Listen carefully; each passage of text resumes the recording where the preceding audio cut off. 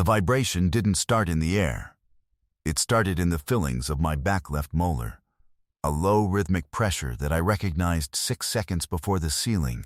Tiles began to tremble, and 30 seconds before anyone else in the building understood that what they were hearing was not a passing freight train, and not the HVAC cycling hard, and not anything in their experience of what a Tuesday night sounds like.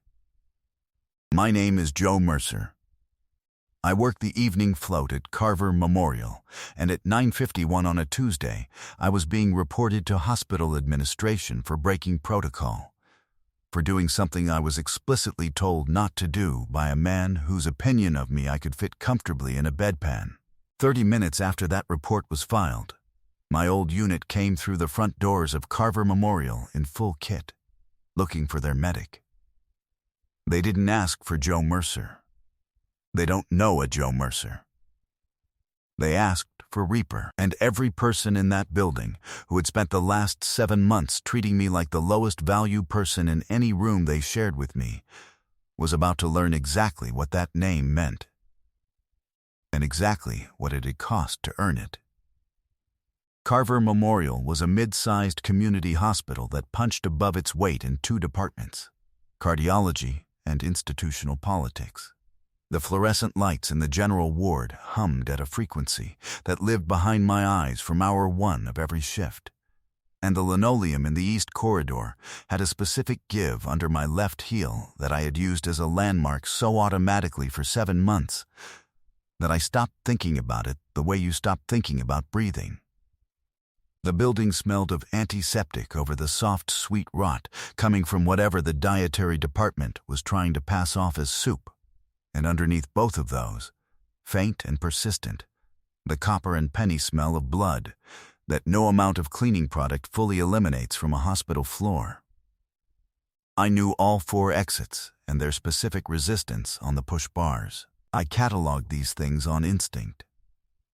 I had been cataloging exits since 2013, and I could not unlearn it any more than I could unlearn the molar test. The way a body trained to receive information through bone and tissue does not stop receiving it just because the operational environment has changed. The evening float meant I went where the floor needed me. Mostly it meant room-to-room med passes on General Ward 2 and 3, occasional backup in the step-down unit, and the specific invisibility that comes from belonging nowhere in particular. I had engineered this. You do not take a float rotation because you want visibility. You take it because you want to be in a building without being in a building. Present enough to function, absent enough to avoid the kind of attention that asks questions. 7 months and nobody had asked questions that mattered. That suited me exactly. The step-down unit smelled different from general ward, more antiseptic, more specific chemical cold. The overhead exam lamps creating sharp shadows along the bed rails. There was a veteran in 2nd South who had been admitted 4 days ago with a chest presentation the attending had handled correctly and was now managing with a protocol that was mostly right. His name was Pacheco. Vietnam era, 76. The kind of man who had learned to ask for exactly as little as possible from institutions, because institutions had historically delivered exactly that. His oxygen line had been running at 2 liters when it should have been 2.5. I had corrected it on my last 2 passes. Each time someone had changed it back. The 3rd time I corrected it, I left a note in the chart. That was the rule violation. I was not the attending. I was not the covering physician. I was the float, and float nurses do not annotate step-down charts without physician order. This was Carver Memorial policy, written and enforced by the kind of institutional bureaucracy that protects itself by making the rules more important than the reasons for them. The charge nurse, a woman named Beverly, who administered policy the way a bailiff administers court orders, brought it to the evening's attending with the specific efficiency of someone who believes in the system. because the system has always worked for people who believe in the system. Dr. Owen Marsh found me in the step-down corridor at 9:30. Dr. Marsh was Carver Memorial's senior hospitalist, 54 years old. The kind of thin-lipped man who had built a career on procedural correctness and wore it like a second set of clothes. He had never spoken to me in 7 months except through Beverly or through the PA system, which told me everything I needed to know about how he categorized people like me. "Mercer," he said, loud enough for the step-down station to hear, loud enough for the 2 nurses and the tech and the orderly near the elevator to hear, loud enough to make sure that whatever happened next had witnesses. "Did you annotate Mr. Pacheco's chart without a physician order?" "I corrected his O2 to the appropriate rate," I said. His saturation was, "That's a yes." He looked at the chart in his hand. He didn't look at me. "You're aware that floor floats do not have annotation privileges on step down." The correction was clinically indicated. The annotation was a protocol violation. He closed the chart. "I've submitted a report to administration. You'll be removed from step-down access pending review." He looked at the step-down station. "Beverly, please make sure float staff are not in this unit unless specifically assigned." He turned and walked back toward the physician's lounge. The orderly near the elevator was looking at the floor. Beverly was looking at her computer with the careful expression of a woman who had done what was asked and was not responsible for how it landed. The tech was holding a specimen tray and doing a precise impression of someone who had heard nothing. I turned back to the corridor. I had been removed from step down for clinical correctness. I noted this in the category I called things that are what they are, which had become a substantial category over 7 months. I breathed twice, and I went back to my cart. Dr. Marsh had no idea that the float nurse he'd just reported for annotating a chart had spent 4 years as a Navy SEAL medic, and 2 years after that as a SEAL Team 6, attached trauma specialist, accumulating a service record that included 3 combat deployments to Ramadi, the Korangal Valley, and a 3rd location I am still not permitted to name in public. He knew I was the float. He knew I had broken a protocol. He knew I was, in his framework, exactly the kind of person who breaks protocols. Minor staff who overestimate their authority and need to be reminded of it. He had reminded me. He filed his report. And somewhere out over the city, the reason that report was going to age very badly was already airborne and 90 seconds from the parking structure.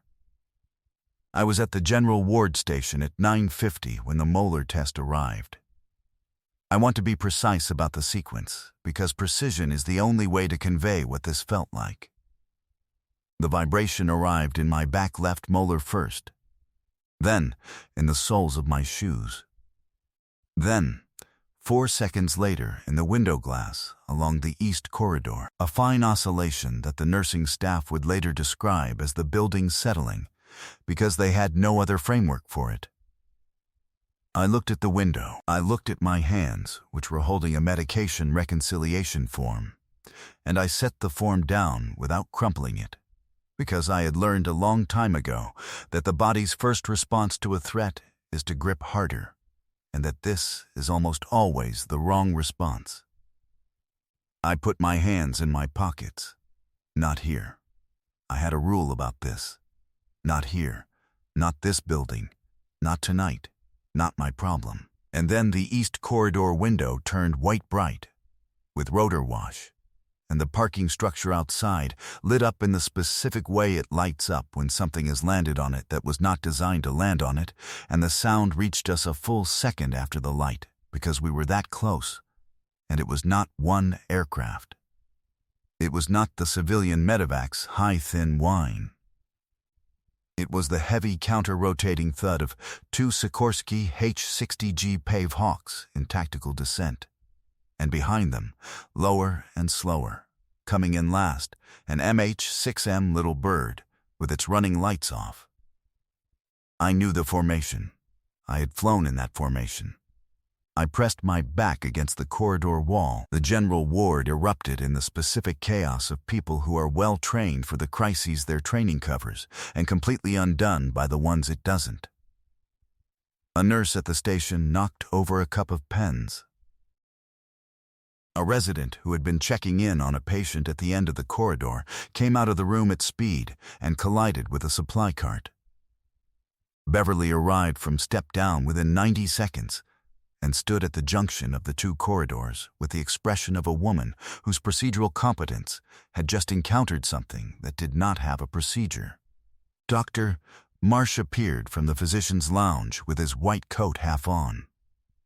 The ER downstairs had received the incoming simultaneously. Through the floor I could feel the specific quality of a building responding to something it hadn't prepared for. And in Bay 3 of the ER, I knew, because I had noticed it when I passed through at the start of shift. There was a patient who had come in as a routine transfer and whom I had clocked, with no authority to say anything about it, and no framework in this building to say it in, as someone whose presentation was not what his paperwork said it was.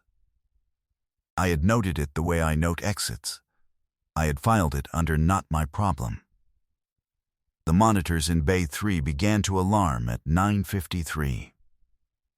Beverly said, "Mercer, administration wants you in the supervisor's office during the security event." Dr. Marsh's instruction. Of course. I had been reported. I was a liability. This was procedurally correct. I walked toward the supervisor's office. I got 8 steps. The front entrance of Carver Memorial had automatic sliding doors rated for standard traffic. They did not open fast enough. The first 2 operators through them hit the door frame at shoulder width, and the left panel came off its track, and they were inside before it settled. And behind them in a tactical stack came 4 more SEALs in full combat kit. And behind them a commander. I saw the rank. I saw the trident.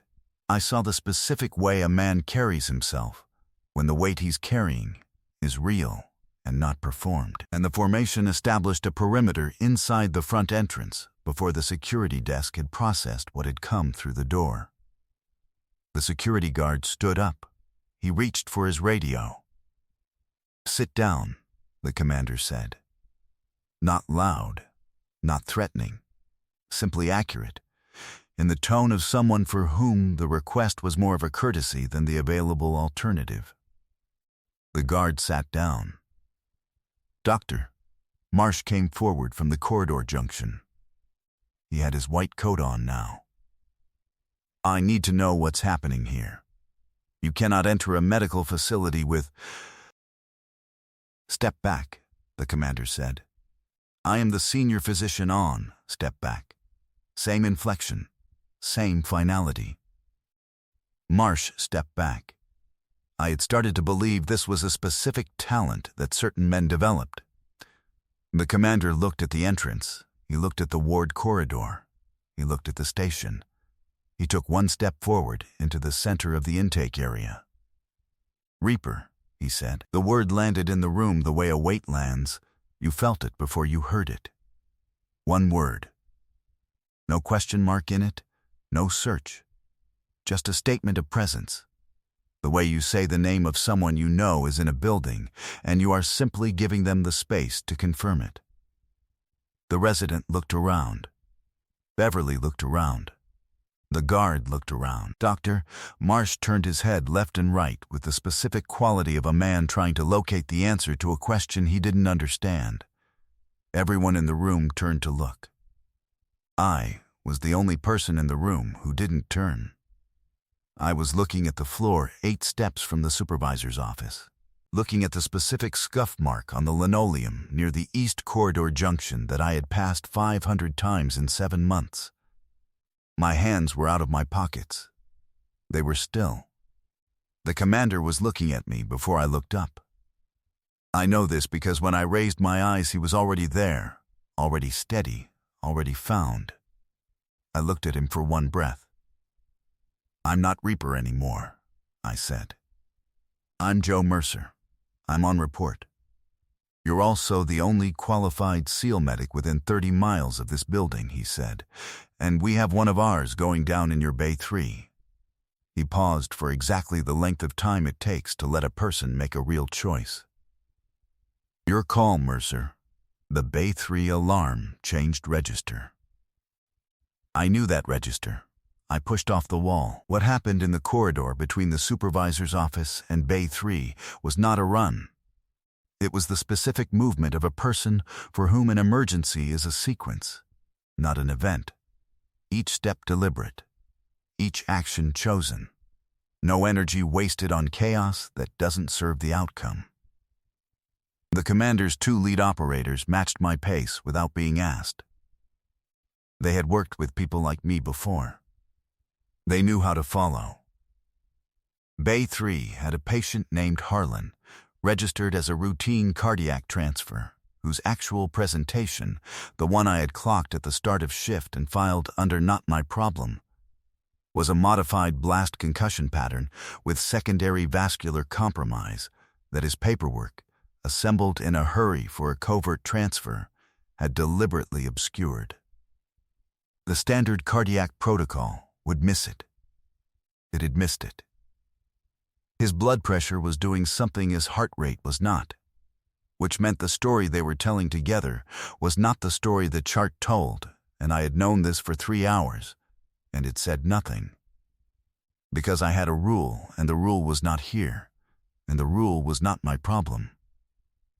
The rule, as of 9:54, was suspended. Everyone out except those 2, I said, meaning the commander's operators, whose hands I had already assessed as capable. Someone get me a 16-gauge and a pressurized infusion kit.